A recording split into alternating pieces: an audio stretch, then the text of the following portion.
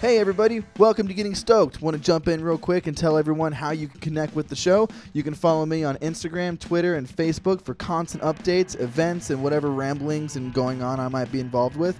I always want to connect with listeners and be as accessible as possible. So if you're interested in coming on the show, or maybe you just want to shoot the shit, hit me up at gettingstokedpodcast@gmail.com or any of the aforementioned social media websites. Always feel free to send me links to your music, and if I'm into it, I'll hit you back. You guys are everything to me, and it really means the world that anyone listens, so thank you so fucking much. Enough with the chuffa, let's get on with the show.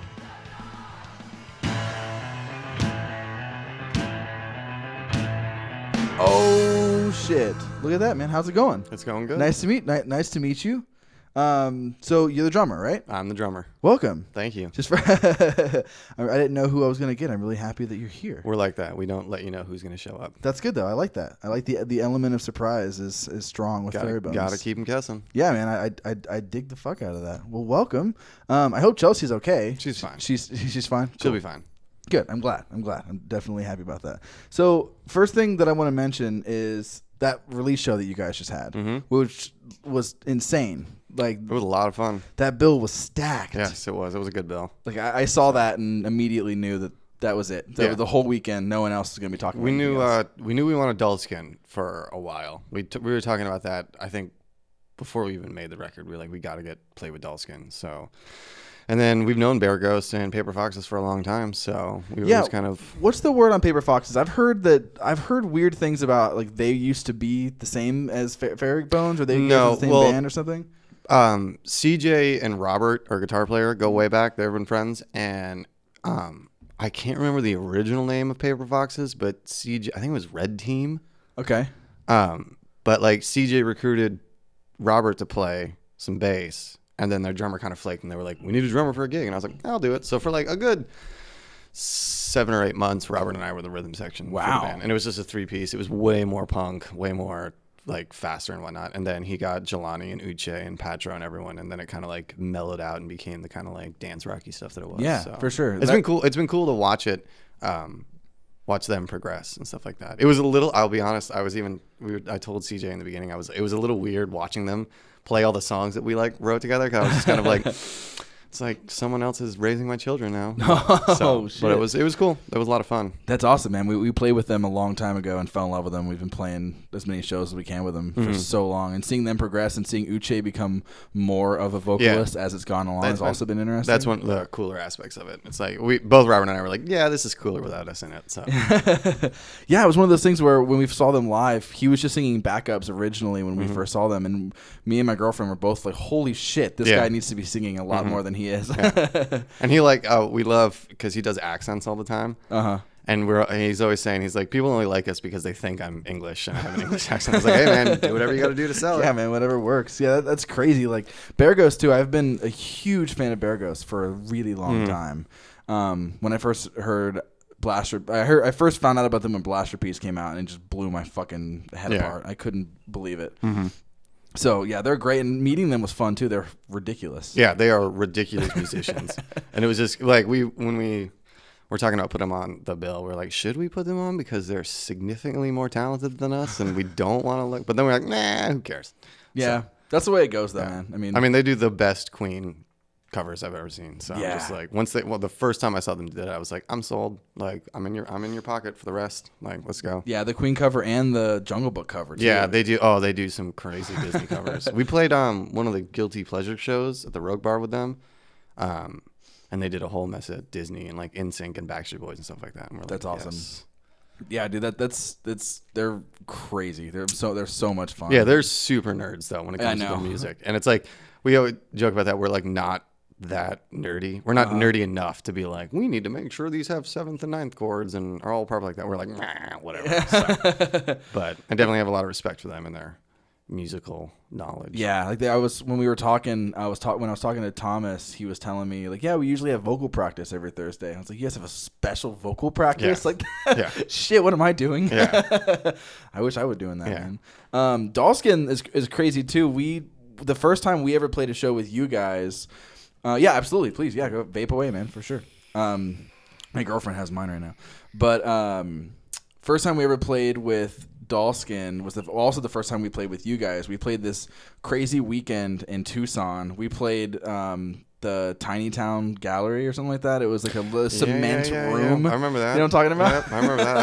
I was facing the wall because there was no rug for the drums. So I was like, the only way this thing isn't going to slide if I just put it against the wall. That was crazy. Yeah, our drummer, the same thing was happening to him. He didn't have that idea though, so I was just planted in front of him holding his drum set the whole night with my foot. We've played a few gigs where I've been like, Ben, just sit on the end of my kick drum for me. So I'm like, wear some earplugs, but I need you to do that. So. Yeah, that was crazy because it was just like a 10 by 10 cement block that we were playing inside of, and it just the sound from outside might have even been better than it was inside. Oh, probably. Outside it sounded awesome. Yeah, and I know that because I was throwing up in the parking lot because I was sick that weekend. But the night. That's right. You guys left. I remember that. Yeah. I remember because we were like, who the fuck was that band? They just walk out and leave, and they're like, no, they were sick, and we were like, whatever. Yeah. No, I was sick. That was legit. I was like throwing up in the parking lot, and it was like the parking lot across from the venue, which is just this scary ass vacant spot. All of Tucson is just a scary vacant spot. I know, it's crazy. I love it, but it's definitely freaky. Yeah. So we pieced out that night, and we drove straight home, and I went to urgent care. But the night before that, we played with Dollskin at this like crazy it was called Momentum Fest. Okay. And it was in a huge park, and our check bounced, and everything fell apart, and everybody kept losing power to the stage, and it was just this crazy. They promised like 72 bands, and like 25 showed up. Yeah, it was rough. That's rough. So that was a crazy weekend. But I for some reason I heard rumors that you guys were from Tucson. Nope. No, I've lived in Tucson a bunch, but you have? Okay. From Tucson. I don't know why. For some reason, back then everyone's like, "Oh yeah, Full Fairy Bones is from Tucson. That's why they're playing that show." I was like, "Huh, interesting." Nope. And Desert Beats. Yeah, I remember Desert Beats. Yeah, man, that was a fucking. Randall's a great guy. He's let us stay at his house a few times. Yeah, Randall's great. We did the Dark Side of the Moon Wizard of Oz thing at his house one night. Oh, really? Yeah, I don't know why we did it because it was like 1:30 in the morning when we got there, and for whatever reason he's like, he's got Dark Side of the Moon and Wizards of Oz. We're like, I guess we're doing that now. Damn. And it was just like, why did we do that? So what's the word? Is that I've never done that. Is it that worked. legit? But you have to do it like twice too, because the record is like half as long as the movie. So you have to put it on and do it twice. Yeah. And the second, like the first time is really interesting, but by the time you have to flip the record over and do it again, it's kind of lost its novelty, and you're like, it's not as great. Got it. Yeah. I've heard about that. Do you remember all the stuff with the person who you can supposedly see hanging in the background and all that kind of stuff? I got all that Wizard of Oz juju. But Wizard of Oz was. I've read up some stuff about it. It's a messed up movie they made. I mean, they were like, what's her name? Who's Dorothy? It's Liza Minnelli's mom. Fuck. Yeah, I know who you're talking. You know what I mean? Judy Garland. Judy Garland. Yeah. I mean, like, just they had like the way they made her, stay thin and young looking. I don't know anything about this. Tell me. Well, no. I mean, they made her like taper boobs and stuff like that, so she wouldn't look older, like stuff like that. But one of the things I read was that for all the Munchkins, a lot of those the little people that they got to work with it was the first time, I guess, that a lot of those people had ever been together, because a lot of them worked for circuses or carnivals and stuff like that.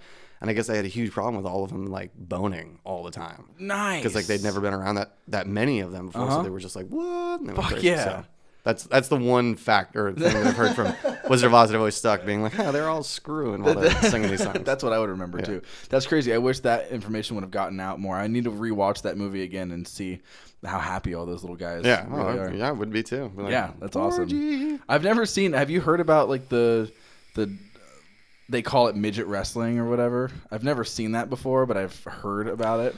I try to not look up things that I find interesting on the internet, because I find that it always turns out bad. Yeah. I'm like, I wonder what that is. No, I don't wonder what that is. That's bad. So, yeah.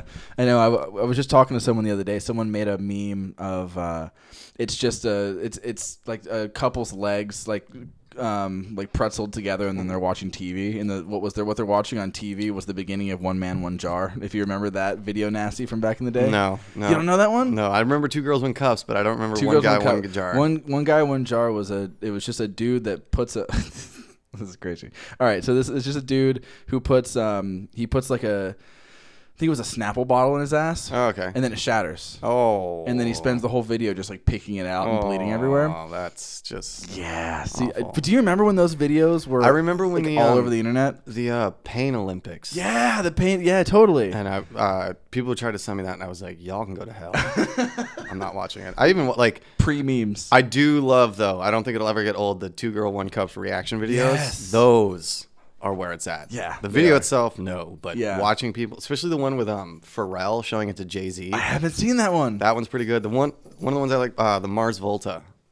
It's Omar gets like the whole band to like watch it, and they're just freaking out, and he's just dying. And it's like right before a gig too. So I'm just like, that's such a dick move. You're like, hey, you know we're supposed to go play in front of 20,000 people? Watch this video first. Now we're gonna go play. That's hilarious, dude. So, tell me about the video that you guys just finished up doing. Killing Me? Yeah. We shot in our backyard. We have an alley down our backyard. We're always trying to like make the best video we can on 0 budget because we have no money. Yeah. And we've also noticed too that like the ones that are a little more personal tend to do better. Like the one like the waiting video in our house, people like the Cups video with all the kids they liked. They like this one because it's dancing and stuff like that. So I mean, it was pretty much just like, what are we gonna do? And I was like, oh, we can just do a choreographed dance thing, because it was also too like the opposite of what the song. We were going to have some other shots, but we just never. Once we saw the footage of us dancing, we were like, this is fine, this is good enough. We don't need to do any of that stuff. Especially like it's all about the intro, because it's like starts with us like walking all like slow and badass, like we're gonna like do something cool, and then we just do that swoopy dance thing, and it's like perfect. But yeah, that's really what it is. We spent a day just like watching videos of and stealing dance moves from people. Yeah, I was gonna wonder how long did it take you guys to memorize the dance? It doesn't take us that long to memorize stuff if we're writing it, because by the time we finished writing it, like, okay, this is what it is, we all pretty much memorize how it goes. Ben, our bass player, he only had an hour. He didn't show up the day before when we were writing it, and then he was like late showing up that morning to it, and then finally we're like, cool, you have an hour. So like they all left, and I was like, get over here, we're learning this right now. So that's why we stuck him in the back. But for the most part, is Ben your brother? Yeah, he's my little brother. Got it. Well, that's cool. What's it like to be in a band with your little brother? We're not like Liam or Noel Gallagher or the Isley brothers, or like any of the ones that like fought. So yeah, that's good. We're pretty relaxed and stuff like that. So it's like, I think it works because like he's not like with like the Chris Robinson and Rich Robinson or Liam and Noel Gallagher. They're usually like the front men and they're the songwriters. So they're always bitching and arguing with each other about that. But I write songs. He doesn't really write any songs. And like he can't, like he does stuff on the bass that I can't do. So I'm never like, no, I want it to be like this. Like sometimes I'll be like, do something like that or whatever. But for the most part, I'm just like, like we come from the same background. So it's like 9 times out of 10, he's going to give me the exact same bass line that I would be thinking about anyway. So it works out. Yeah. That makes sense. Yeah. So you guys just both grew up playing music together? No, not really. He plays bass because I played guitar, and I told my mom to get him a bass when we were growing up. But we've never played together until this band. Really? Because he's 27 and I'm 32. So I was out of high school by the time he started. I was 21 by the time he turned 18. So it wasn't until like he became like 21, 22 that we started hanging out, because we were both in the same age group now. And we jammed with people from time to time, but like nothing ever stuck. And right before Fairy Bone started, we were doing something, and that's why he's in the band. Because like we were doing it, it was cool, it was fun, but the reaction we got from Fairy Bones was immediate, and I was like, we need to do this, and he was like, yeah, we do. So we just stuck with it. So first Fairy Bones EP, right? And which immediately, like you said, took off. Yeah. Like, everyone was talking about it and stuff. Where did those songs originally come from? Ducat I wrote. Anything Chelsea wrote. Like was an older song that came from another band that we just still kept playing. And Filler Baby, Chelsea and Robert wrote and whatnot. And they all came around right around that time. You guys still play any of those songs? We played Like and Anything at the release show. We don't play Filler Baby anymore. We don't play Ducat. So, but occasionally we'll throw Like is a lot of fun now. Yeah? Yeah, I changed up the drum beat. I was hating the drum beat for a while, and I was just like, I'm going to try it like this. And then it was like, worked all of a sudden. I was like, this is so much cooler than it was then. So I always like that when it happens, because like you'll get bored of a song and you won't play it forever. And then you're like, we should probably play it for these people.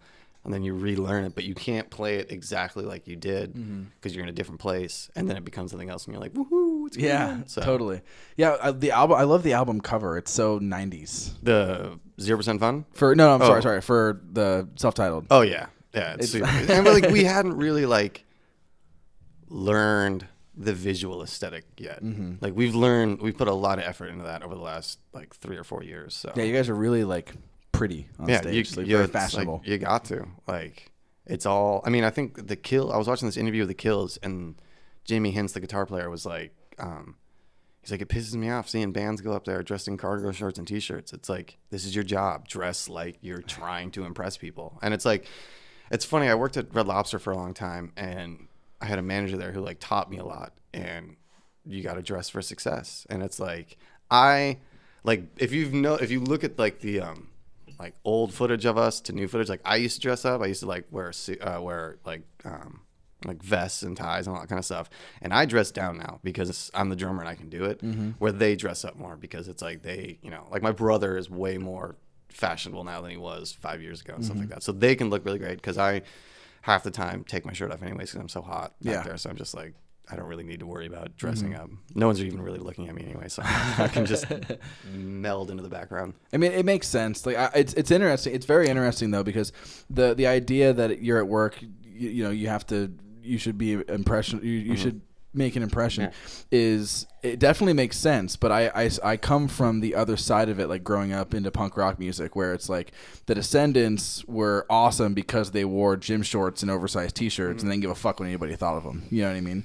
And I feel like those are both schools of thought that are equally valid. It just depends on who you are. Yeah, it depends on your brand, your band, like your vibe and what you're going for and stuff like that. And we've like in the beginning, we dressed up and then we went through phases where we didn't dress up, and now we've kind of like folded into like our own version of like this is how we look now and stuff like that. So, but yeah, I mean, you're right. I mean, some bands they can do it. Some bands can pull it off. Some bands can't. And I think with us, I think we'd look real bad if we just dressed in like. But none of us even really do.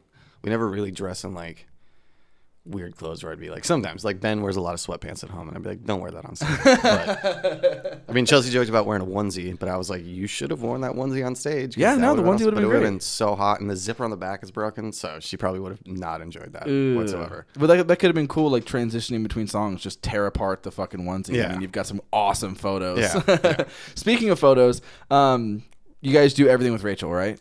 We do a lot of it. For the most part? Yeah, for the most part, yeah.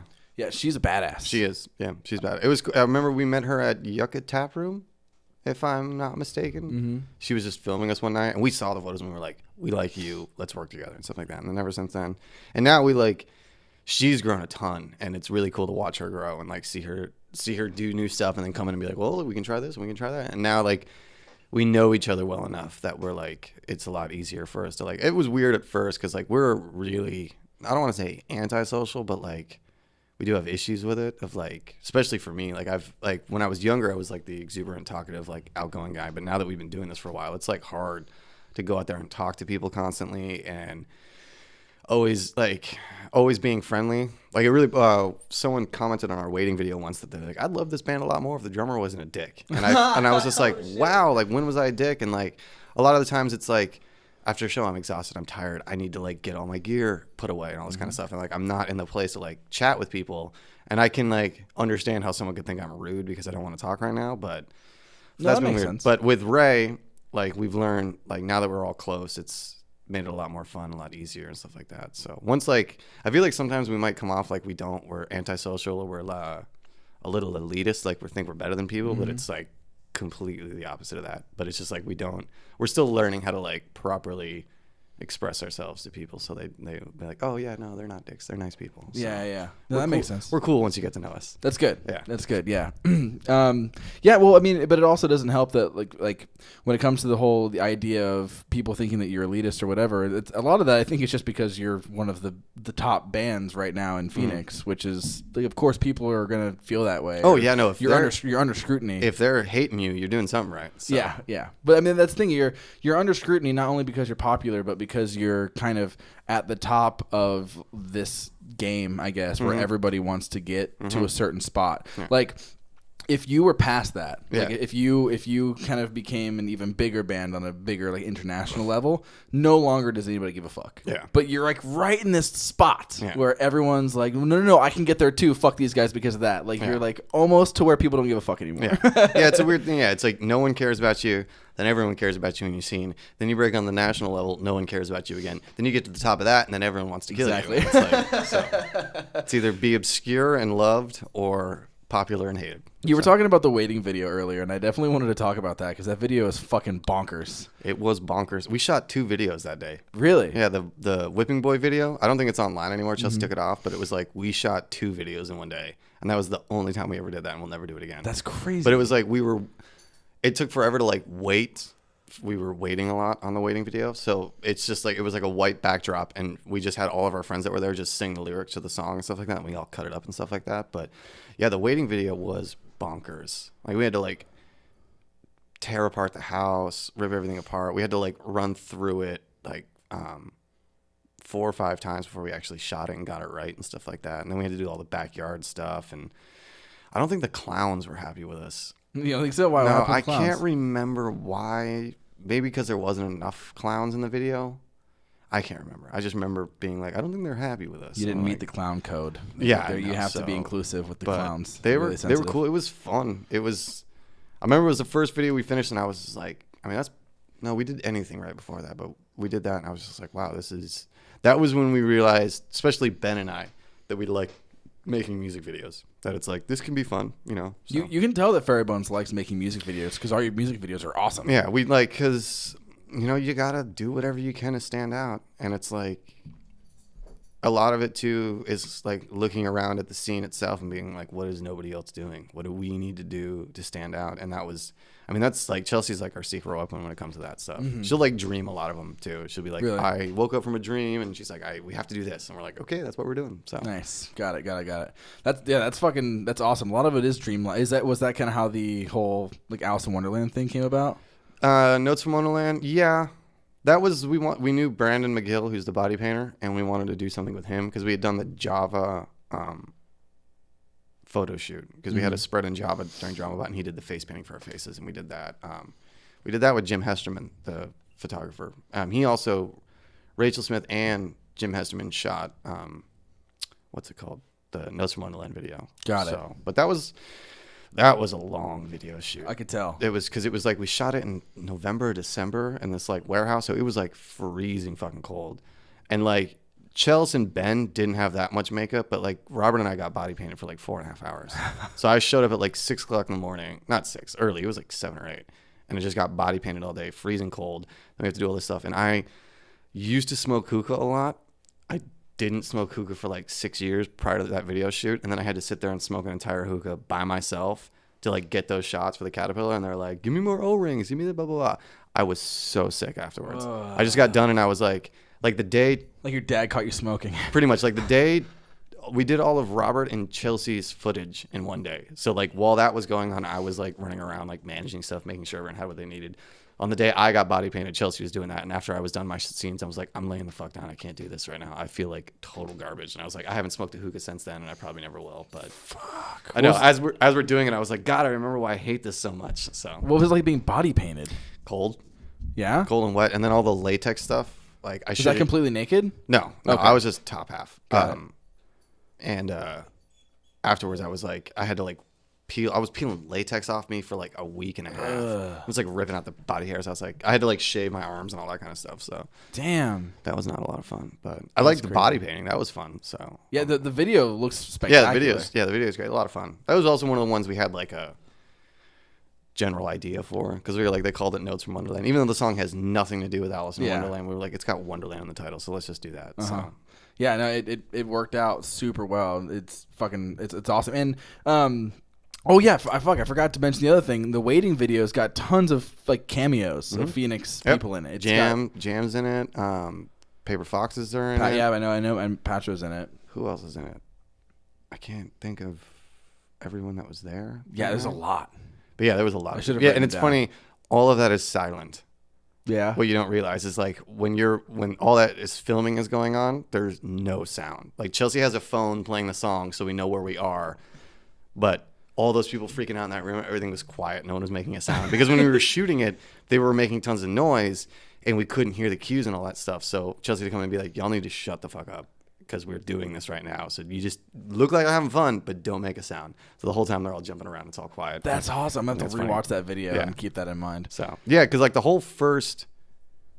pretty much up until like the heavy bridge section of it, that's all one shot through the house, and then all the backyard stuff is like there's multiple shots and stuff. But it's awesome, man. It was we mainly wanted to do a one shot. So we tried to do a video for like that was one shot, but we didn't know how to film stuff yet, so it didn't come out. We didn't do it, and so that one I think someday we'll probably do like a legitimate one shot video when we have like money to get behind it, which I also think is a good thing. I think another thing that like making all these videos is a really good thing for is like practice to when someone's like, here's 10 grand, make a music video. Like we were talking about that the other night. I was like, if we had 2 grand, our videos would be ridiculous. You know what I mean? Like we're making these videos on like less than $500. Yeah. You know what I mean? And most of that money is for food and water to pay the people that are there. You know what I mean? So, I think once we actually had a budget, I think we'd probably do some ridiculous stuff. So I look forward to that. So 0% fun. First question that I have about the album is, this is kind of like a burning question that I've been thinking about these last couple days since the album's been out, which congratulations. Thank you. What made you guys decide to put some of the older like singles that you've released in the past onto the album? We always planned on doing that. Okay. It's, I don't know how Chelsea would put it. Like we're trying to live in the pop world. Okay. We're trying to be a rock band who lives in the pop world. Because, like, Radiohead can put out a record every 5 years. Queens of the Stone Age every 5 years, whatever. People are going to buy it because they're huge names and stuff like that. We, on the other hand, are nobodies. So we can't drop a record and not put something else out for another 3.5, 4 years. So it was mainly that. It was just like, we need to put some singles out. These singles will be on the record and stuff like that. And then it makes the whole process longer so that, like, once we start releasing new material, people are like, ooh, wow, like new music's coming. That means there's a record eventually going to come out and stuff like that. So it kind of just builds it up. And then it gives it more like, it makes it a little easier when releasing the record because now we only have to we're going to make some more music videos for it and stuff like that. But it's like, we don't have to like do as much now. Whereas like most bands will release a record and then it's like, oh crap, we got to scramble to make videos, scramble to get the singles out and all this stuff, where it's like, we've already been doing that for 2 years. So we're good on that. Yeah, I was going to say, because I know Pink Plastic Cups is at least like a year or so old, 2 years. That came 2 out years old. 2016. So that and APOL. And then Suffer came out last year. And then the record comes out this year. So. Yeah, it's awesome. I mean, so was Suffer recorded in the same session as the other new songs on the album? Because it sounds really like I can tell that the other ones were recorded in a different time period, but Suffer is like exactly the same kind of feel. Most of it was that we were starting, like, we had dropped all the keyboards and the synths, so we were going for a more distinct sound, and then so it's all guitar stuff from there pretty much. But no, we recorded 8-Ball and Cups first. That's why those two sound a certain way. And then we recorded Suffer and this other song that we probably will never release. But we'll probably release it someday. It pretty much got lost is what happened. So we recorded those two and they kind of have a distinct sound. And then the 6 other songs we recorded in one like week and a half. Where at? So everything's at Flying Blanket with Bob Hope. Everything's at Flying Blanket. Yeah. Fucking Flying Blanket, man. Jesus Christ. And it's like, so we did that. And then Killing Me, Hang with the Boys, and Look Good for the Radio, those were the 3 songs that we were like, we're going to do these ones up. And Incapable, Void, and I'm Fine were a little more like, that's what they are. They're not going to like, we don't, like with Radio, it was clear that like, this could use strings and violins and all that kind of stuff. And Killing Me and Boys were definitely the singles.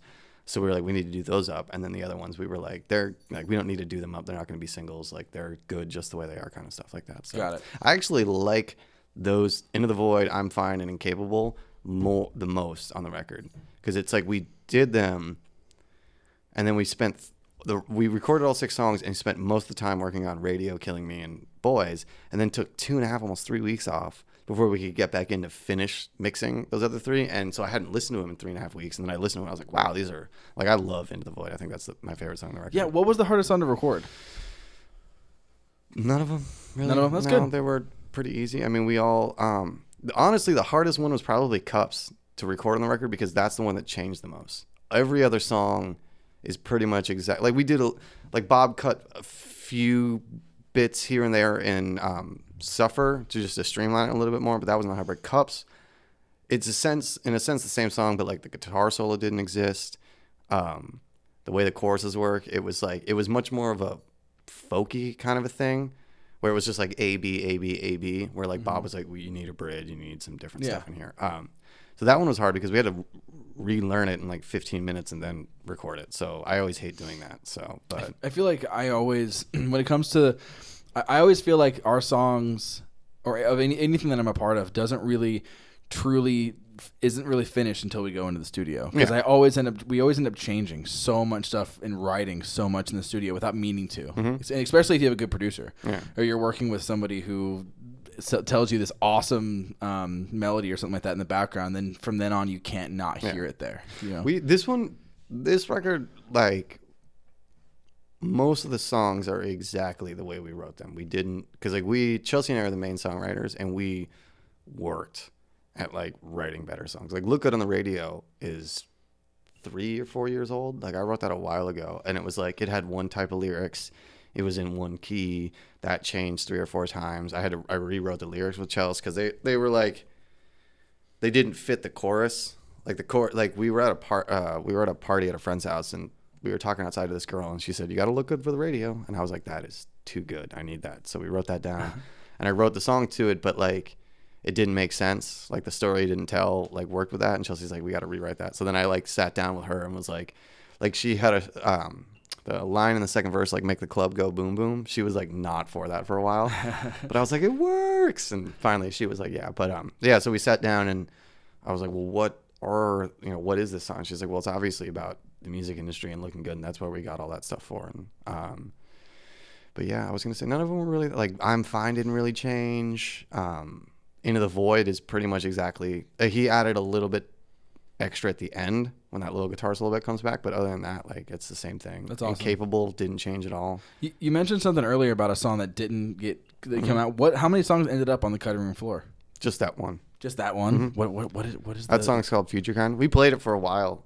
It just, for whatever, because we did Future Kind and No One Can Suffer Like I Can together, and we put a lot of effort into Suffer. And it just kind of like we didn't get time to finish it, and Bob got busy and stuff like that. And we're like, whatever. So that makes sense. It'll come back. It'll be on the 10-year anniversary release of it. The box set. Yeah, the box set. That's awesome. You got to plan for the box set. Got to plan for 10 years in advance. Not even just that, but one of the things that we've done is like after we released our full length, we put together a little homemade cassette tape of everything that we never released, and it's like this double-sided thing of demos and shit we didn't release, and we sold it out of all of them our first night. Nice. Just because that's what people love shit like that. Oh, yeah, people like that kind of stuff. They like the little cute, fun, anything that's limited. Yeah. Like, and limited and handmade, like printing fucking money.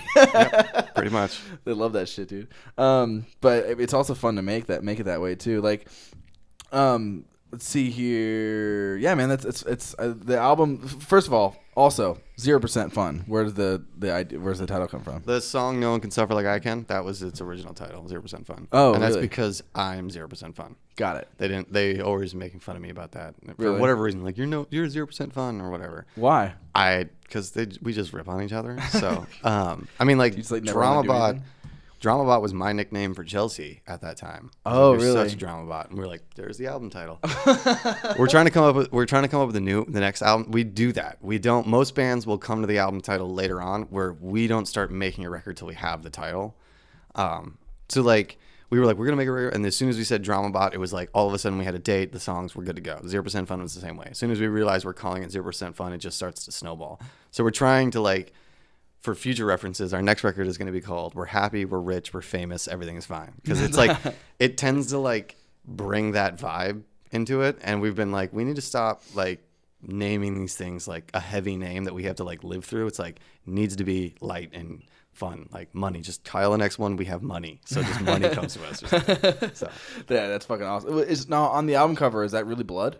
No, that's fake blood. Is it fake blood? I never know. You can. No. Who knows, right? We talked about it. I was like, I'll punch you in the face right now, Chelsea. But I was like, like that's not gonna look good. So we can't do that. Yeah, and the back cover is right outside of Bob's studio. Like we did that after recording all day. Like Bob went home, we stayed at the studio, and we shot that with Chelsea's friend who's a photographer. I cannot remember her name, and I'm probably gonna get yelled at for this, but she was great. And yeah, we just parked the car, threw on the hazards. We had a bunch of smoke bombs. Yeah, I was gonna ask that picture's fucking ridiculous. Yeah, so because it was ridiculous, because we just turn the hazards on. Robert's all glammed up. He's got the big 0% fun sign. My brother's got the Fairy Bones jacket on with an axe in the car, and I'm running around in my underwear with a ski mask on, just running with the smoke. And there was so much smoke. And I was like, because a couple of them were like little ones that were like only last like 2 minutes, but some of them were like big. And we were like 2 blocks away from the police department down there or whatever, and cars are driving by, and I'm like, this is illegal. Like we could cause an accident right now. But luckily it just dissipates real fast, and then we were just done, and we like went back in, and we're like, cool, no one knows. So but it was fun. That was one of the more fun photo shoots we've ever done for that. So that was the when I was going onto the website, that was one of the pictures that I saw in there, and I was like, damn. Yeah. And the liquor store one on the inside cover, there's a really cool liquor store right down the street from the studio that has all those cool signs, and like the guy was like, no, you can't shoot here. So we were just like, fuck you, and we just like walked up, and we were like, all right, he's busy with someone else, ready, do it, 1 2 3 4 click, all right, we got it, let's run. So that's awesome, man.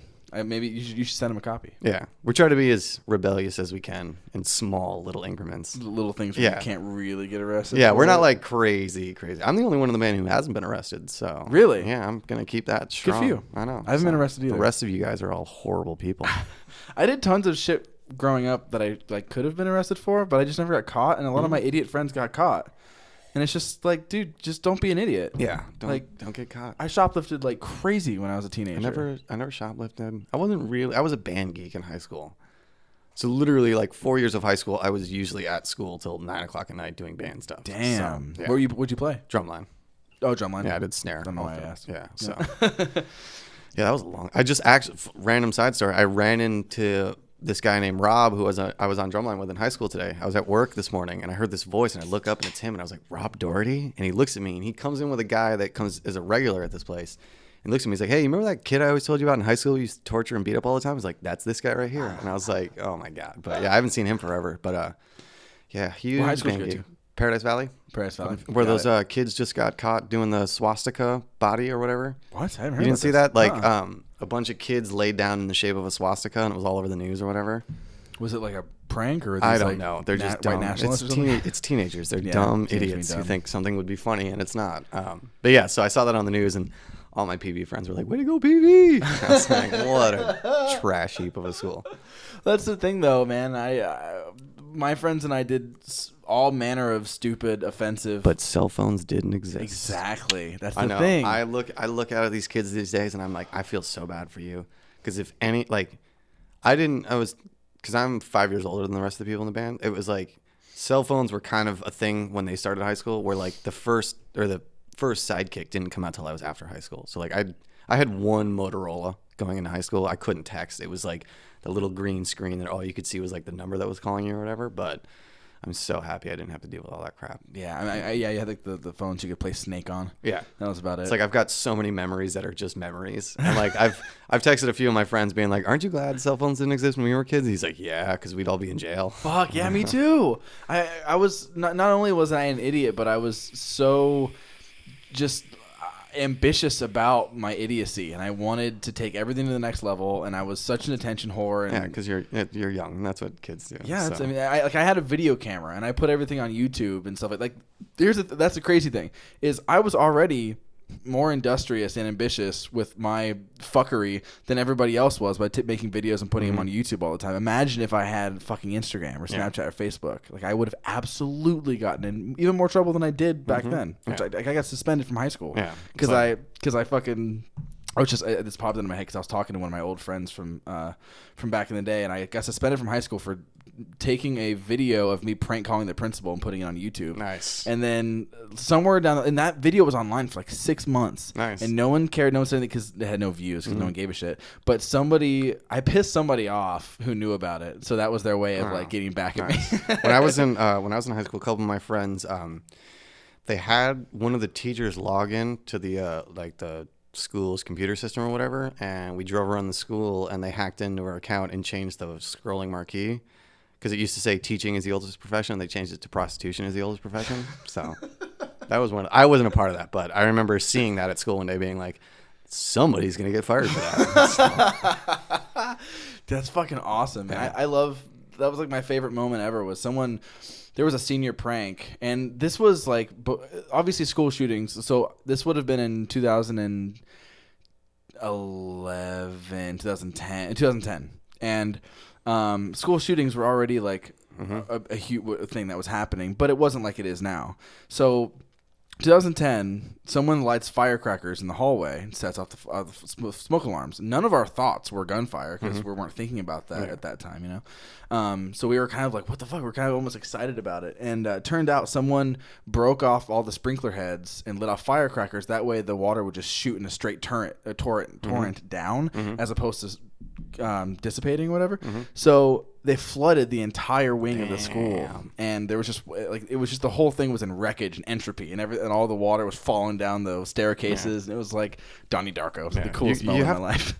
It's almost like, I can't believe schools are not all burning to the ground. Like, how do you put 2,000 teenagers together and there's not total anarchy? I know. So, dude, I fucking think about that too. But like, we're sheep. We're all sheep. We're herding animals. So it's like, put us in a line, tell us where to sit, we'll do it. So, but I'm always like, why aren't more schools just burning to the ground with teenagers rioting and stuff like that? I know, it's so fucking crazy. I'm hoping that on a side tangent, I'm hoping though that all these kids walking out of schools and stuff like that might do something. That would be cool. Yeah, so no, it's I'll really be like, hey, stop eating Tide Pods and start fighting for your rights. That'd be cool.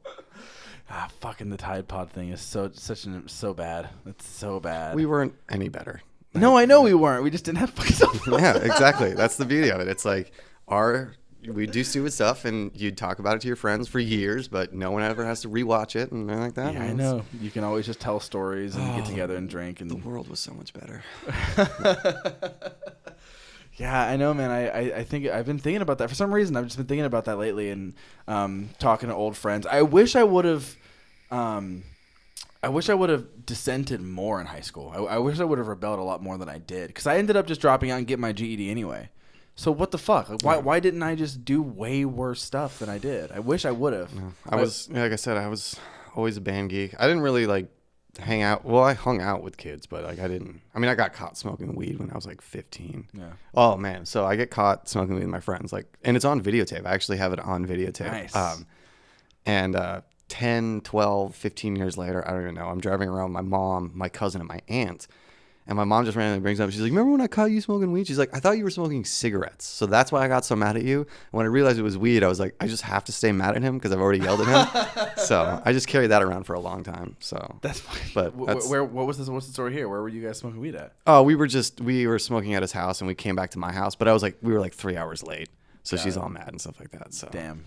But yeah, I should have known, because I feel like I remember her like making me a bunch of food after she was like lecturing me. So I feel like that was like a sign that if she was not super pissed, being like, here, let me make you some food because I know you got the munchies. So How was there video of you? It was like, I had one of those old video cameras that was like the big ass one that you carried the VCR around with you. Okay. So you're recording straight to a VHS tape. And it was just that, like, we were eating cereal in my bedroom, and he was like, my friend was sitting between me and my other friend, and he was like filming me, and then turned, and like my mom was just standing there in the hallway, and you just hear being like, oh shit, and then it just turns off, and that's all. So, you've got to find that. It's buried somewhere, dude. So that would be the best opening to a Fairy Bones music video. That would be a good one. Fucking kidding me? That would be a good one. That would be good. Getting a bunch of old footage. We got old footage of like, we got a ton. Chelsea's mom was showing us like Chelsea's old figure skating videos and stuff. So. Oh yeah. We might do something like that, like a throwback one. I mean, yeah, that would be cool. But the kid with the angry mom in the background, that's the way to do it, man. My mom does angry pretty well. She's the good, like, I'm not mad, I'm just disappointed. Yeah, absolutely.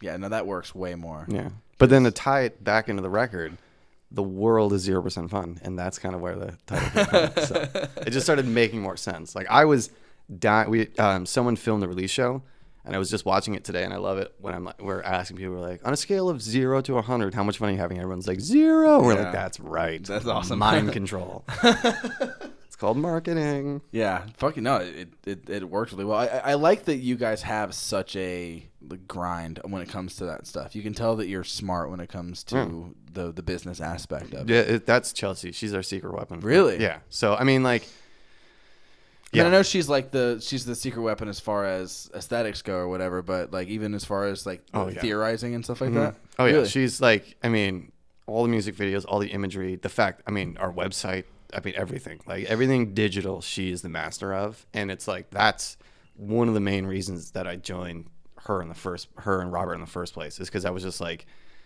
I'm a music nerd. Like I can play all the instruments. I know all the music theory. Like I'm constantly obsessing over like how songs are written and all that kind of stuff.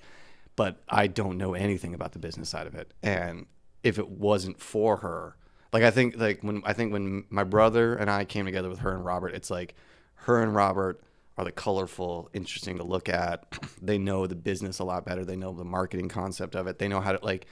They're a lot more original, whereas like Ben and I are like the classically trained musicians. So we're like we balance each other out. They balance out what we're not good at. We balance out what they're not good at. And I think that's really where it came in. And now that we've been doing it for 5 years, like we all know a lot more. So it's a lot more fun. Like I have more marketing ideas and stuff like that. And her songwriting has gotten significantly, like physically playing the guitar. Like 2 years ago, she wasn't even playing, and now she's up there like throwing stuff down. So. Yeah, I remember that. I remember when she wasn't playing guitar, and then I remember seeing her pick up a guitar like during a couple songs and things like that, and kind of. And how now that's it's progressed. almost like every song she plays guitar and stuff like that. We've even said we probably should write some songs where you don't play guitar just so you can have a break. But yeah, no, and it's it's been really cool watching her like get better at it and stuff like that. Because like she always wrote the songs on guitar, but it was never like I want to play it. It was just like this is how it goes. Because she has limitations at where she's at and stuff like that, but she's gotten significantly better. And then she's written a couple of songs where I was like, you're playing some like diminished chords in this, and I'm like, how'd you come up? I don't know, this is what it sounds good. I was like, cool. I was like, she does a lot of cool stuff where like the song Banshee from Dramabot, that song's got like 15 time signature changes in it.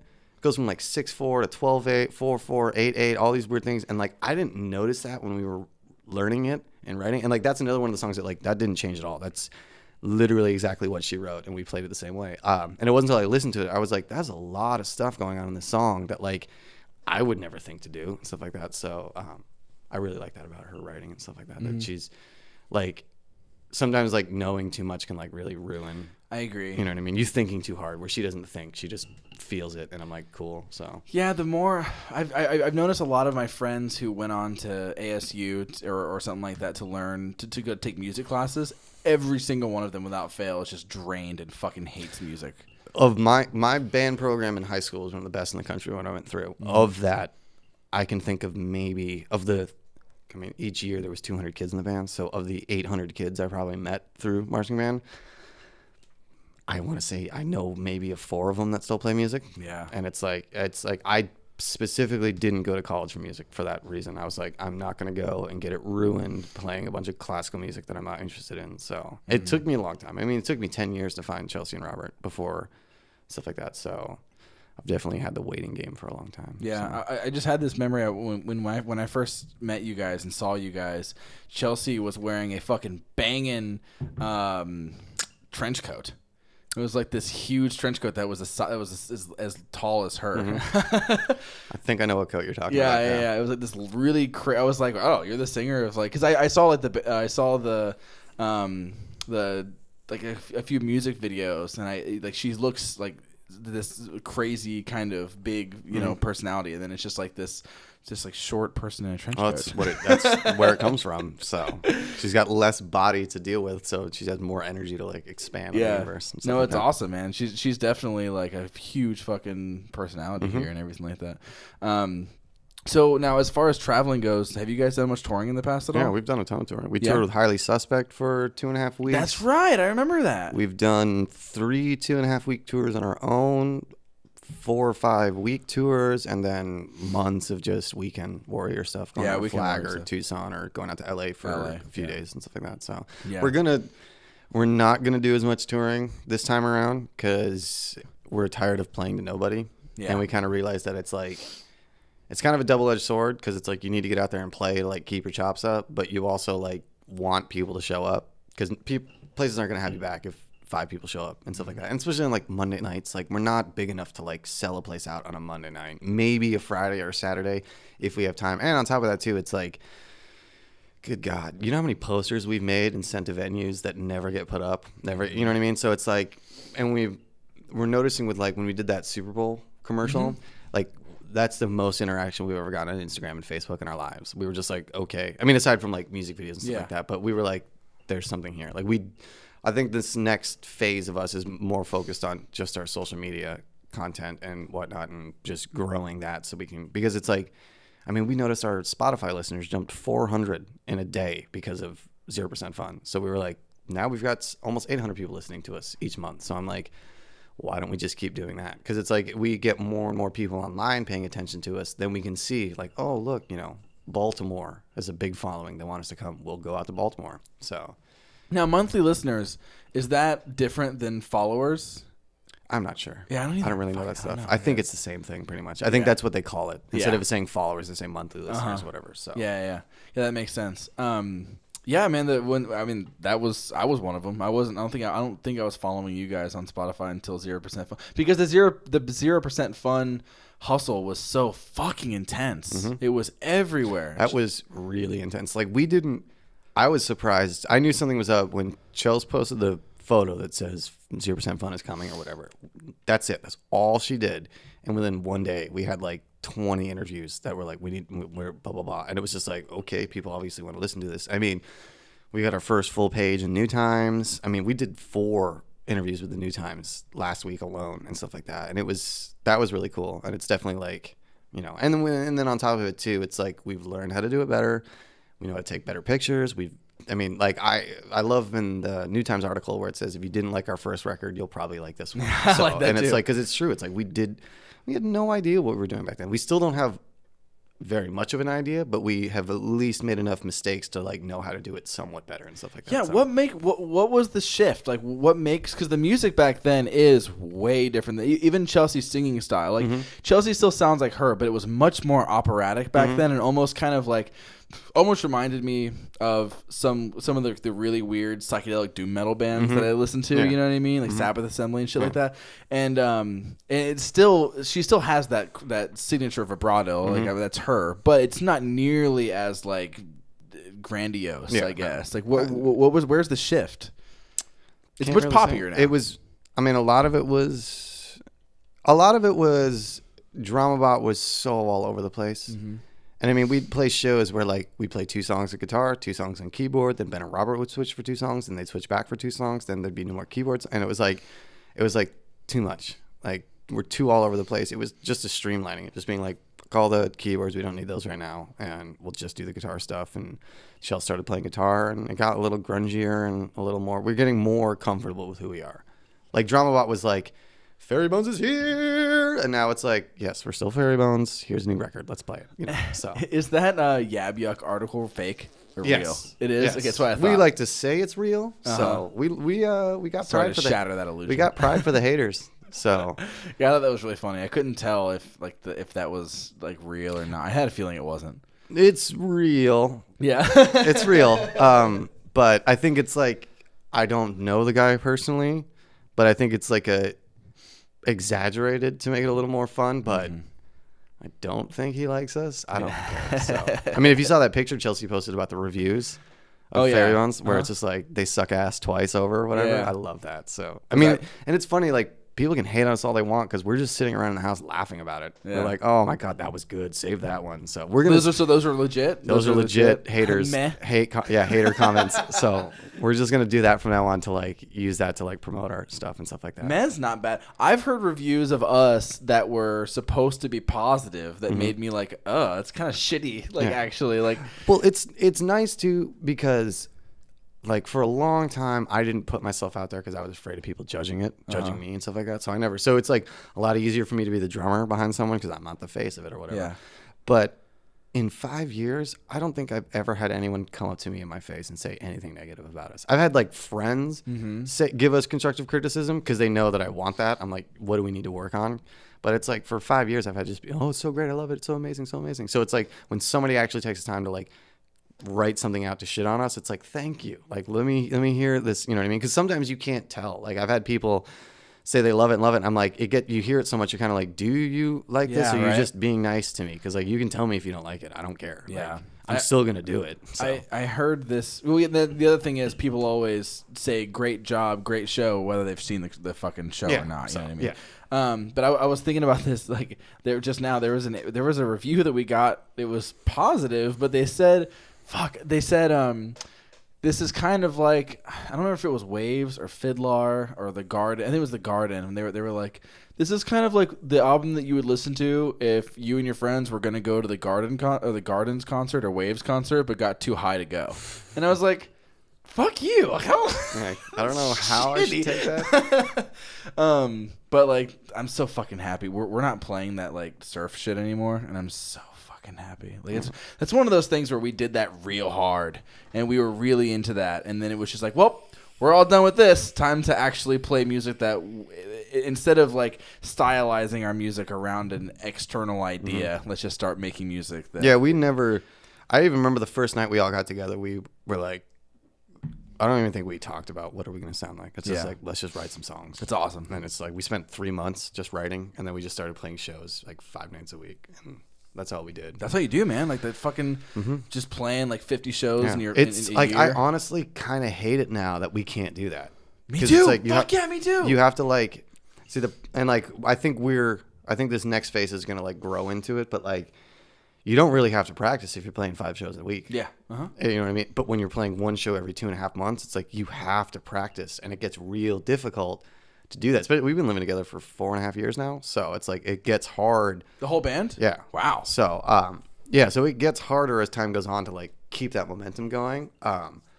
But it does help. It does help that we're all living together. So it's like Chelsea and I can write a song, and even if we're not going to practice it for 2.5 weeks or whatever, they're still hearing us playing it all the time, and we're showing it to them like, what do you think of this? What do you think of that? So by the time we actually learn it, it's like it's not brand new. They've still heard it and stuff like that. So, but yeah, it's I can't remember where I was going with that. Totally lost my train of thought there. You're just writing music however you feel much. it, man. Yeah, that's awesome. I feel like that's an important thing living together with a band. I feel like you need to learn how to do it. Yeah, I fucking bet. So there's no because like going on tour for us isn't any different. And we're actually better on tour with each other than we are living at home. Because when we're on tour, it's like we have a job, we have a place to go, we have something to do. We don't get on each other's nerves. We stay at each other's way.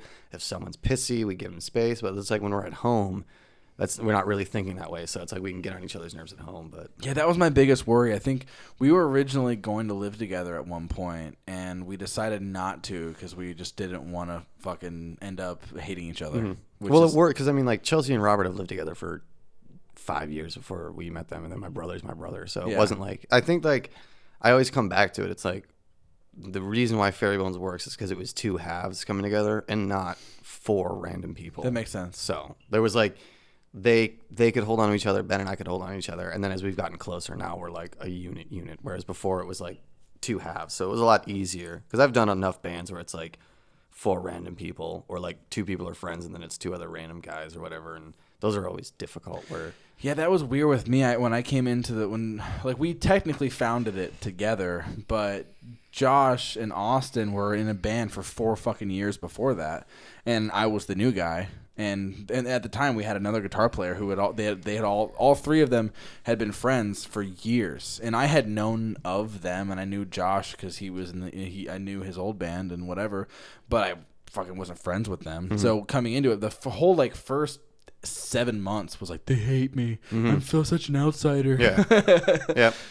It was the beginning was strange for for us and stuff, like getting used to it and stuff like that. But then once we kind of like we've all grown up a lot, so it's been a lot easier now. So yeah, man. Ben finally talks, which is nice. Ben never talks. Really? So, yeah.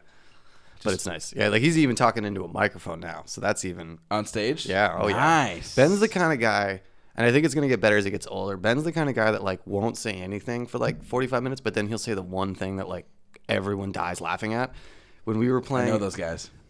We did one of the shows at Last Exit Live, and they filmed it. I can't remember what it was for. But someone was screaming about tickets. Like, I got 2 tickets. And Ben, without screaming, he's like, I'll take those 2 tickets. And I just like watched the video. I was like, what the hell do you need those tickets for? But I was like, great, man. Great. So That's fucking awesome, man. I wish our drummer had a mic because he is easily one of the funniest people I've ever met, and it makes me crazy that he can't just say funny shit. Give him a microphone. I know, Chelsea made a mistake when she was like, I want you guys all to start singing. We're like, okay. And then she gave me the mic. And I was like, well, now I can just talk all night. Because, I mean, like, I served tables for 10 years. So it's taken me a little while, but I'm like, an audience is no different than a table of people. You just have to find, like, it's kind of, I don't want to say it's gimmicky. I don't want to use that, but like I know certain things are going to make them laugh. And if I say that, like, I introduced the song 8 Ball. I was like, this is a song about cocaine. Like I've done that so much. Chelsea has stopped saying it's not about cocaine. She just accepts it. And it's like, okay. And then they cheer and I'm like, you're all heathens. You're all horrible people. And I find that funny. Or like I'll do the, Chelsea will be talking and I'll just keep doing rim shots. I'll do like 9 in a row until like the audience is losing it because she's just getting pissed off at me, being like, "Stop doing that! It's not a fucking joke." I'm like, so that's fucking awesome. Yeah, like what I'll do is I tell stories about our drummer all the time. Mm-hmm. Like one time out in the Rebel Lounge parking lot, he almost died choking on a chicken wing. Nice. Because he's too timid to tell us that he was choking, so he just suffered in silence. Nice. and then that poor motherfucker who was too embarrassed to tell us he was choking, I told the entire audience that happened. That's good. And then his snare drum broke the same night. So Nice. that motherfucker, I'm surprised that he didn't just kill us. Yeah. But yeah, man, that's my one of my favorite things about being on stage is engaging with the audience and telling stories and just joking around. And well, it's fun when they're interested. It's a lot of fun when they're interested. When they're not, it's like playing to a brick wall, and it is uncomfortable. But sometimes I feel like we've played better because it's just like, it's like, fuck you, fuck me, no fuck you. Yeah. Like we've got the volume in the microphone, motherfuckers. Mm-hmm. Like, so deal with this. But yeah, I've definitely, like, when we were first getting started, played to a lot of like 51 West with 10 people with their arms crossed. Yeah. Just like bored fucking hipsters staring at us. And I think a lot of like especially Chelsea and mine's banter on stage has kind of come from like, we don't write happy songs. We don't write like uplifting, summery kind of songs. So it's like interjecting a little bit of humor is our way of being like, we're not like, I love Radiohead, but I don't want to be the next depressing band on the planet. But your music's upbeat though. I would be okay with that. What am I talking about? I mean, the new single, for instance, is so upbeat and fun. So and it's like, so I think a lot of our talking on stage has come from that, to like loosen it up a little bit, so we're not super like uncomfortable or awkward being like, oh, you're staring at us. How awesome would that have been if fucking like bands like Bright Eyes and Elliott Smith would have been funny on stage? Yeah. So yeah, I like to think of Tom York telling jokes, and I'm like, that would have been awesome. Be weird. Yeah, they get funny. It almost makes me want to do that. It almost makes me want to start writing exclusively depressing songs and being hilarious in between every song. Yeah, pretty much. Just really juxtapose the whole thing, make them confused. Yeah, confuse them. Well, that's what you always want to do. You want to dazzle and confuse everybody. Yeah, pretty much. So you said you don't have any like current plans for the road? No, not for the road. Not for right now. We're just kind of making some videos. We're really, like I said, we're trying to figure out what we're going to do next and how we're going to do it, because we're 5 years into this now, and most bands it takes 6 to 10 years. So we know that the next 5 years are the most important 5 years. Like the first 5 years were getting us to the point where we could actually really do it, and a lot of it's like asking ourselves like, what do we really want to do? And I love touring. We all love touring, but it's like, it's harder now because like it's our houses. Like when we first lived together and we did most of our touring, our rent was $750 a month between 5 of us. We had another person living with us. Our landlord would take rent 3.5 weeks late. Like he didn't give a shit, stuff like that. And now our house is a lot more expensive. We don't have a chill landlord like we did. So it's like, it takes a lot to like do it. And I mean, on top of it too, like Chelsea's dog needs like care and stuff like that. So it's like, there's a lot of things that are like, it's like, if we got another tour like Highly Suspect status, absolutely we'd go. Cause we were playing to 500-600 people a night, making money doing it. Really, I mean, we have a huge following in Montana now. And it's like, but like all 10 people in Montana. After we came back from Highly Suspect, we went out like a week and a half later for just a week thing through California. And it was like, played to nobody, and it was just like, that's when I think that's when it really started to like sink in that it's like, maybe like touring like this isn't the right way to go about doing it. So that's my thing. I want a band to just like, hey, you want to open for us? Yeah. Like I would. So we've done tons of of tours where we're the band on tour, we're the headliners, whatever, and we're just at the mercy of all the people that they book or the promoters or whatever. And I think from now on, we've kind of decided any trip that we take is either going to be because it's some kind of wild and crazy experience, or we're going to be making money because we're touring with a bigger band. Like last time we went on the road, we just did this weekend warrior trip where we got to play at Slab City. And that's one of those things where it's like, yeah, absolutely, I'm fucking there. We were talking to a guy that was trying to get us a show in the Palm Desert. Where Queens and all them used to play. So we were like, whenever that works out, we're fucking there. I'll go play in the desert in a heartbeat. Yeah, totally. But yeah, it's I don't know how to I can't remember what I was about to say right now. Whatever. But it's okay. But yeah, it's like it's working smarter, not harder. Like I don't want to burn out frantically trying to, like, Ben got fired, our bass player got fired to go on that Highly Suspect tour. So it was like, and that was a fluke. That wasn't like we hadn't played a show in like 4 or 5 months. We had taken a break. We were writing a majority of what would become 0% Fun. Chelsea was just starting to play guitar. I mean, that Highly Suspect show was the first show she played guitar on stage. But it was like, do you want to open No pressure. Yeah, it was like, you want to open up for this band at Crescent? And we're like, yeah, sure. Like, sold out show at Crescent, we'll play that. We didn't really know who they were. But like, I'm being totally honest. We hadn't played in 6 months. I was so exhausted after that show. I slept through their whole set in the green room. And I'm like that. But then it was like, I go outside. We're talking to their tour manager, and he's like, oh, we'd love to have you guys on tour with us. A lot of the bands that we've been playing with were just like, what'd they call it? Not boob rock, douche rock. I can't remember. Dad just rock? Like, not dad rock, butt rock. There we Butt go. rock, There are a lot of butt rockers. And Chelsea's like, shh, we'll quit our jobs and go tomorrow. And he's like, okay, cool. And then the next morning, we had an email being like, can you meet us in Fresno next Tuesday? And we're like, yeah, we'll be there. So damn. Ben got fired, and we just went. And then we were like, so. And that was, I mean, that was a learning experience. Being like, it was nice, and it was a lot of fun. But we definitely learned. And that's when I think it really sunk in that it's like back in the day, you had to tour because there was no social media. That was the only way to get your stuff out there. But nowadays, because there's so much stuff, like, you need to have a social media presence. That's the only way you're going to stand out. So people are going to go like, oh, they're coming on a Monday, I should go see this. Or it's a Friday night, like, I'm going to go see this show instead of that show because I know this band and stuff like that. So we figured that's smarter. Plus, it's like, we like making stuff. And I'd rather like spend my time making stuff and fingers crossed hope that it goes somewhere from there than just grinding it on the road, eating gas station food, every day, hating my life because I can't afford to do anything and all that kind of stuff. So I mean, that was really awesome when I lived with my parents. Like, when I was living with my parents, touring was the fucking best thing ever. Yeah, but like that's the thing. It's like, we've even talked about it. It's like, if we lived in the same kind of house we did in the beginning, we'd probably still be doing a lot of touring.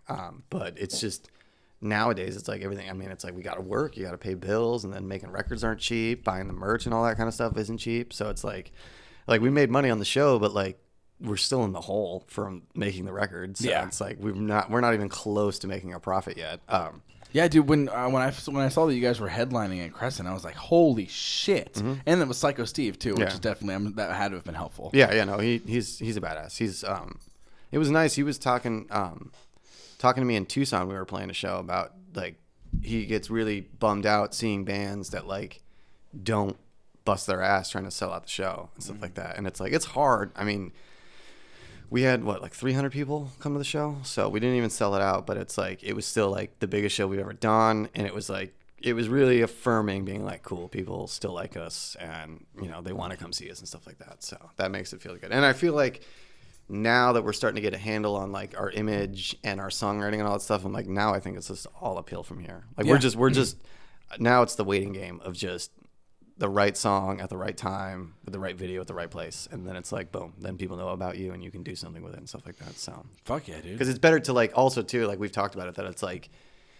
you don't want to be one of those bands that gets picked up before you know what you're doing, because if you don't know what you're doing, they'll just shelve you in a heartbeat. And it's like, you have to have something already happening for somebody to be like, cool, I'll invest some money into that. So yeah, otherwise you're just another band on some compilation that people find 5 years later and go, oh, this is really cool, whatever, who the fuck is this band? And then it's like, oh, there's 15 of those bands on this one comp. Yeah, I've seen that so many times. Yeah. You pick up like even old school, like those Take Action comps, or remember like Rock Against Bush, all those comps and shit back in the day. Like, you look at those, like, who the fuck is this? What? I never heard of any of these bands. Yeah. Yeah, and it's like, that's one of the bigger like obstacles is just standing out. And I think we do a good job of standing out. And I think it's just a matter now of just getting it out there more and more and more to so more people know about it, more people hear it and stuff like that. So yeah, I know I'm gonna start doing kind of that kind of shit with like running the podcast and doing all of this by myself has taught me a lot about marketing for the band. It's taught me a lot of shit where it's like, all right, well, listen, guys, I've got 1,000 new ideas that we need to start doing, and even just for the podcast, like I'm basically gonna start like hyping the podcast like I would the band. I'm going to start flyering shit. I'm going to start like hosting events and doing all that kind of stuff. Like, cause everything that I learned from that, I can take into this, and everything I learned from this, I can take into that and just make it this big thing. Cause almost all of that stuff crosses. Yeah. It's the same shit. I'm selling entertainment. Yeah. You know That's what we are. We're entertainers. It's just, we use music to do it and stuff like that. Yeah. So I always tell people like, I make music for myself. I don't care if anyone listens to it. Like I have to do it. But I do the entertainment aspect of it for people. Like I'm not like, you know, the people need a night off. They need to relax. They need to have fun. You know what I mean? Come out. I'll play some drums. I'll make your butt shake. Boom. Like I've done my purpose in life to like make your life better. But I'm excited for what we have planned because we've been coming up with some ideas that I'm like, this is something no one else is doing. And it's like, especially with like that Super Bowl commercial. I won't tell you on the podcast because I want it to be an exclusive when it happens, but I'll tell you afterwards. But just like recognizing like what are other bands not doing? Every band does the same thing. They make a record, they release some singles, they make some music videos, they go on a tour, they do a bunch of interviews, they take a bunch of pictures. Every band does that. But it's like, where are the bands that are like doing something just a little different? Or like really like in my personal opinion, I'm not saying bands haven't done it, but like I don't feel like I've seen a band that's really using social media to its fullest capabilities. Like a lot of bands do a lot of cool stuff, but it's all kind of the same thing. Like no one's using it as another avenue to create stuff with. It's just like, I mean, like I love Radiohead. Like whoop-de-doo, they white it out their Facebook, everyone goes nuts. They do some little vignettes on Instagram. Stuff like that's something. Like I've not seen a lot of bands do that on Instagram or stuff like that. So we've been talking a lot about that of like things outside of music that we can do that like will still be interesting. And the Super Bowl commercial was definitely the start of like, all right, we can do short little things like this and that'll give people something to like tune into. Because we've been talking a lot about one of the reasons we don't want to tour as much is the quality versus quantity. Like we're really good at making good content. We struggle to make it consistent. And if you look at any of the social media people now, any of the YouTubers or anyone who's famous through that, it's like they're good content every week. Every week you're turning in to see a new video, you know, or a new song or a new batch of pictures or whatever. And I think with us, we've been talking about that to like, what can we do so that every week you're getting Fairy Bones and it's not just music. You're getting things outside of music. So it's not like, so we don't have to like constantly be releasing music. So we oversaturate it for that reason, but other avenues that we can do. And so I'm excited for that. Fuck yeah.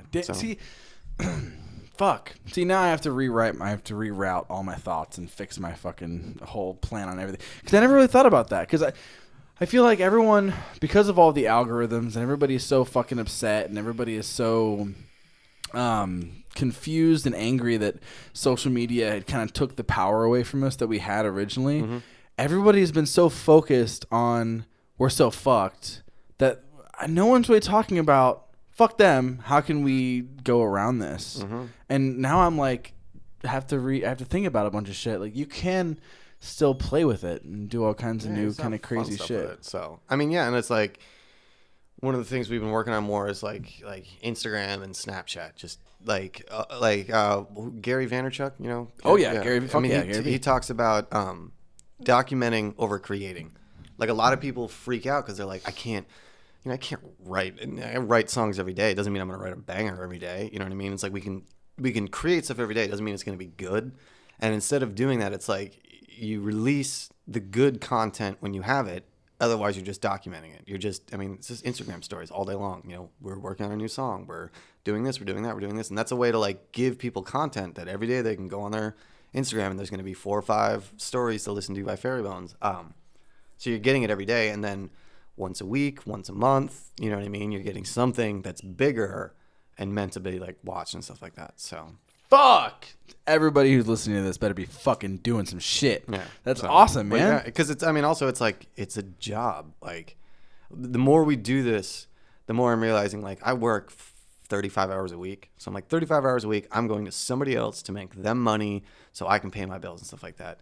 But this is a job. I want it to be my job. Like at first, like, you know, I hate bands that are like, it's all about the music, man. I'm like, no, it's not all about the music. No, it's like no band you've ever listened to has been all about the music because they would not be where they were if it was all about the music. Agreed. If they would all be about the music, they'd be that dad man at the bar playing the covers because that's all about the music. Slow ride. Yeah, you know what I mean? Like, but so, and it's like, as we got more fun with making videos and we learned how to do all that and that got more exciting, it you know, it's dawning on us that I'm like, we can make this a job that we legitimately enjoy. And I think that's kind of what we might be consciously saying it, but I think subconsciously that's what we're really working for is like, fuck a record label, fuck millions of dollars, all that shit. It's like, how can I legitimately turn this into a job so I can just do this all day long? Because all I do is just write music all day. I wake up and I'm like, ding, ding, ding, ding, ding. And it's like, how do we make this, how can I turn this into 40, 50 hours a week? Because I can work 80 hours a week on music and never get tired of it. And it's like, but a job is soul crushing. So I know. I'd rather like, I mean, it still sucks at times. It's rough. It's tough. And yeah, of course, not making any money or having anything to do with it. But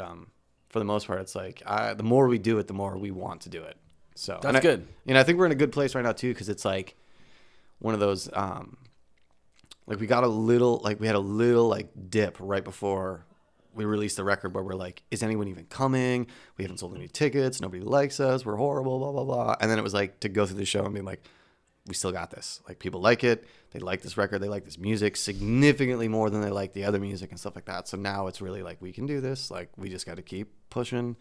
You know what I mean? I mean, Black Keys took 10 years. I mean, yeah, you know, a lot of bands. I mean, most bands take 6 to 10 years to like achieve moderate success to where they can build on it and stuff like that. I mean, most bands never even get there, but a lot of bands don't have the patience. So, and it's like, we're kind of like too stubborn to quit. And I feel like if anyone did quit, we'd kill them. So if anyone in the band was like, I don't want to do this anymore, it's like, cool, you're dead. Like, choice, fairy bones or death. What do you want? That's fucking crazy. So, okay, this is weird question.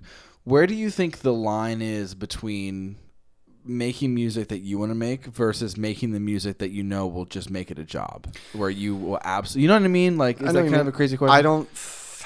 I don't know if there is a line, because to make that kind of music, if we're talking about pop music here, the music that sells, that's made by like 30 people. Like, and like not only that, but like they're professionals, like who distinctively, I mean, there's a recipe. It's not like you just do this, and this, but you know what I mean? Like there's ways to make chord movement work, or the right beat for the music, or the right lyrics, is the right melody, you know, are the syllables right? So it's like there's a lot, and that's also just good songwriting. So it's like we're kind of in both camps. Like I've been making music since I was 13. I've made so many strange ambient tracks that are 20 minutes long that like I don't need to do that anymore. I'm not in the mood to be like, let's just goof around and see if we can make these spoons sound cool.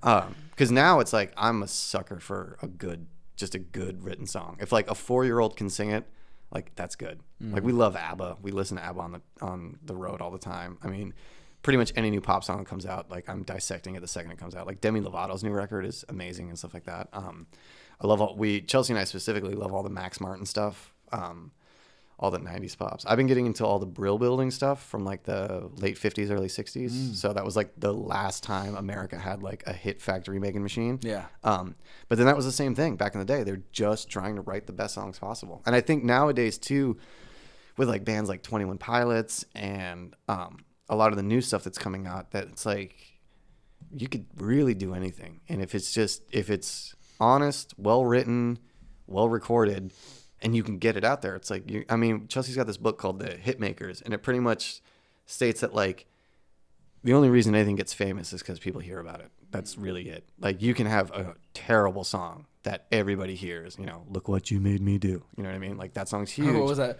Nicki Minaj song? Like, what was that? You a Stupid Hoe song? Oh, dude, that was everywhere. Yeah. Or like Black and Yellow. Yeah. Yeah. So it's like, that's all really, it's like, if you can get it in front of a bunch of people, people are going to like it. Yeah. Someone's going to like it. Someone's not going to like it, whatever. So that's kind of like, because we don't have the money to really publish stuff, to really get it out there in front of a lot of people, it's like we have to rely on it being the best song it can possibly be. Because also at the end of the day, I was reading something about like the 1,000 real fan theory or whatever. It's like if you have 1,000 real fans who are gonna spend $20 on you a year, then you can make exactly. You can make a living off of it. So so that's pretty much what we're just trying to do right now. It's just to convert the 5,000 or so people that like us on Facebook into that 1,000 core group that will spend $100 on us in a year, and we can do stuff with that. So, but I don't really think there's a line.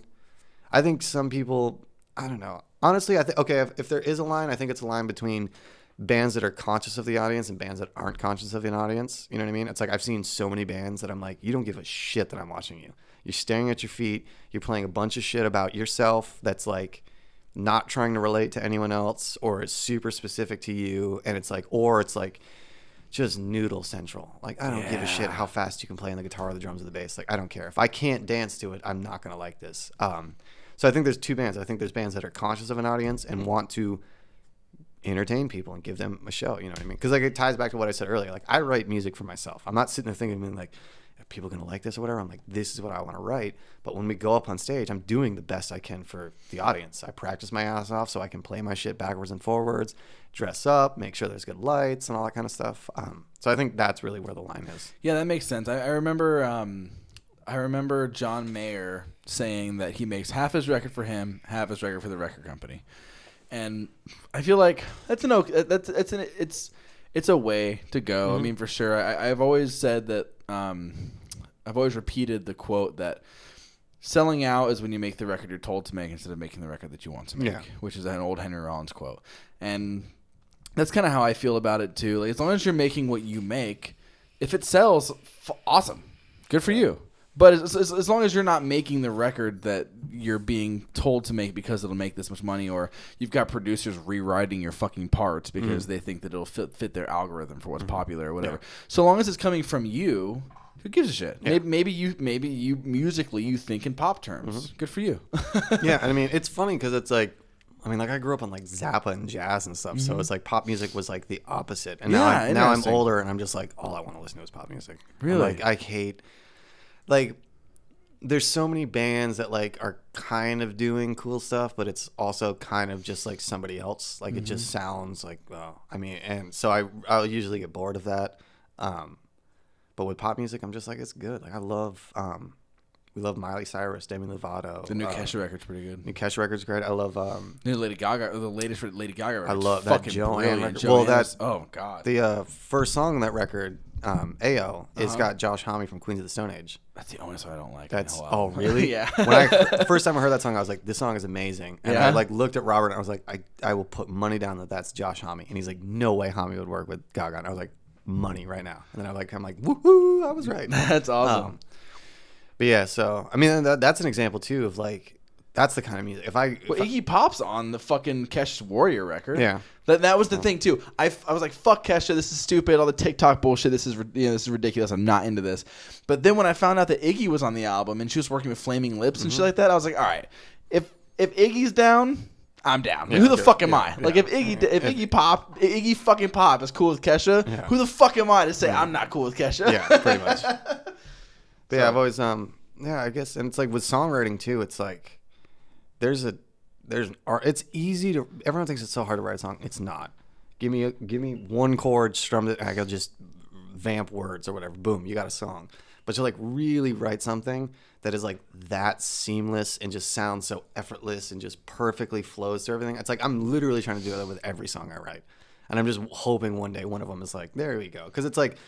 I mean, it's like, God, I want to, walk downtown some night and hear people karaokeing our music. You know what I mean? Or it's like, I want to see it in 40 different commercials for cars. You know what I mean? It's like, I want it to get out there. I want it to like infect people. You know what I mean? It's like, we were talking the other day. It's like, they're still going to be talking about Bohemian Rhapsody in 500 years. Yeah. Like that song will never change. It'll never get old, where it's like, you'll have pop songs that are big and stuff like that. But it's like, are they going to talk about it as much? You know what I mean? It's like, it's those bands that really do something with the music. And it's like, that's kind of, shooting for the moon there. Yeah. No, that makes sense, dude. I'm so fucking happy that you guys are working your asses off. Thanks. Thank you. It shows through everything. Yeah.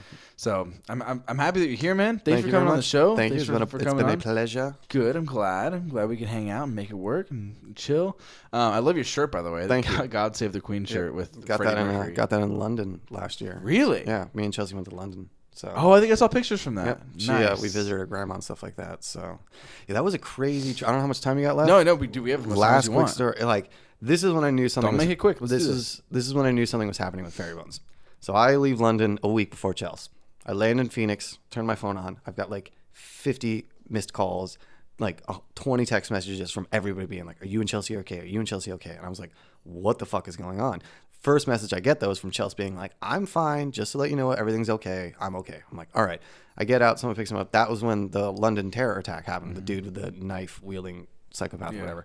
Anyways, I get home, and lo and behold, Chelsea's on the news. And I'm like, what the fuck is going on? It's like somebody from Fox 10 in Arizona follows Fairy Bones and knew that Chelsea was in London while that was going on. Call her ass up, being like, "You can do a phone interview with us?" She's like, okay. So I'm at home watching. On the bottom, the ticker's all like London terror attack, blah, blah, blah. And then there's pictures of me and Chelsea and Fairy Bones. And I'm like, this is the worst promotion for our band possible. But I'm like, this is surreal. And that's when I was kind of like, all right, something's going on here. If like people in Arizona are looking for something and they're like, oh, wait, Chelsea from Fairy Bones is there. We got to give her a call. She'll tell us what's going on. I was just like, that was kind of like one of the first surreal moments of being in the band where I was like, this isn't normal. Like, I don't know how to deal with this. I'm happy we're on the news. Sad that people died. I don't know what to feel. Buy our record. Buy our record. As you're dying, hit buy on iTunes for us, please. They would have liked this album. Yeah, they would have. All right, man. Well, thank you so much for coming on the show. Welcome. Yeah, I mean, everything. I guess. What do you have to hype? Just Fairy Bones. Fairy Bones. Yeah. Check out the new record. We're gonna have videos coming out for a couple of the songs in the next couple of weeks. Yeah, this episode will be out about 3 weeks from now. All right, cool. Yeah, we should. We might even have by the time this comes out, we might even have a new music video coming out. So we've got 3 in the works right now, but we have to figure out the stories for them and all that kind of stuff. So that's the thing, man. Yeah. If you're listening to this and you're in the band, have 3 music videos. Yeah, always ready be working. To go at once. Never stop. Never stop working. All right, well, thank you guys so much for listening. I got more shit coming along the way. Get stoked. Aw, shit, look at that. The episode's over, man. We're done. Episode is finished. Luckily, though, there are plenty of other older episodes hanging around the internet anywhere you'd like to find podcasts. iTunes, podcast apps like Stitcher or Podcast Addict for either the iPhone or the Android. My official Podbean website. I'm fucking everywhere, man. I'm building an empire. Let's take over the fucking world.